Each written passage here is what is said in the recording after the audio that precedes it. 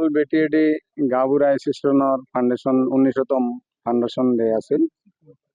তো আমি এসপ্তাহ আগৰ পৰাই এৰেঞ্জমেণ্টটো কৰি আছিলোঁ। তো আমাৰ BTCত 4টা ডিষ্ট্ৰিক্ট, এতিয়া 5টা হৈ গ'ল।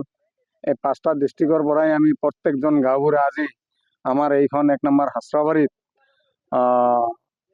যেহেতু আমি গোসাইগাঁও ডিষ্ট্ৰিক্ট হিচাপে এইখন আমি ইয়াত গাঁওবুঢ়া ভৱন বনাম।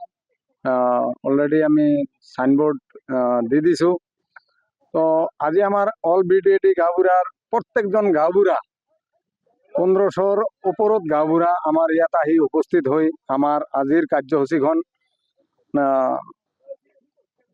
সফল কৰিছে। আৰু আমাৰ EM দুজন, আমাৰ উইলচন হাজদা আৰু আমাৰ শ্ৰীৰামপুৰৰ সজল সিঙা ডাঙৰীয়া আৰু গোসাইগাঁৱৰ SDO চিভিল এছিষ্টেণ্ট মেজিষ্ট্ৰেট, এখেতেও আহি আমাক ভাল পৰামৰ্শ দিছে। আমাৰ গাঁওবুঢ়াবিলাকৰ বিষয়ে আমাৰ EM সকলে ফুল্লি পদক্ষেপ ল'ব বুলি কথা দিছে। তো এই হিচাপত আজি আমি আমাৰ এই গোসাইগাঁও ডিষ্ট্ৰিক্ট কমিটিৰ গাঁওবুঢ়াৰ তৰফৰ পৰা অতিকৈ ধন্য বুলি ভাবিছোঁ আৰু প্ৰত্যেকজন গাঁওবুঢ়া উপস্থিত হোৱাৰ বাবে আজি মই বিশেষকৈ নিজকে সুখী বুলি ভাবিছোঁ যে আমাৰ একতা এতিয়াও অটল আছে। তো ইয়াৰ পিছত আকৌ আমাৰ যিখন অধিৱেশন আহি আছে 2026ত আমি ইয়াতে ল'ম বুলি আমালোকে আলোচনাও অলৰেডি পাতি আছোঁ।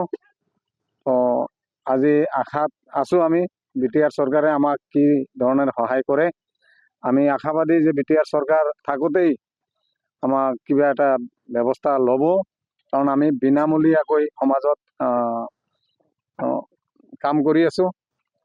তো আজি বহুত আমাৰ গাঁওবুঢ়া মৃত্যুবৰণো কৰিল, এখেতে একোৱে পোৱা নাই। আজি বহুত মানে বয়স 60ৰ ওপৰত আছে, ৰিটায়াৰ্ড অৱস্থাত আছে আৰু যুৱক আছে। তো আমি আশাবাদী যে BTR চৰকাৰে আমাক অতি সোনকালে এটা ব্যৱস্থা কৰি দিব।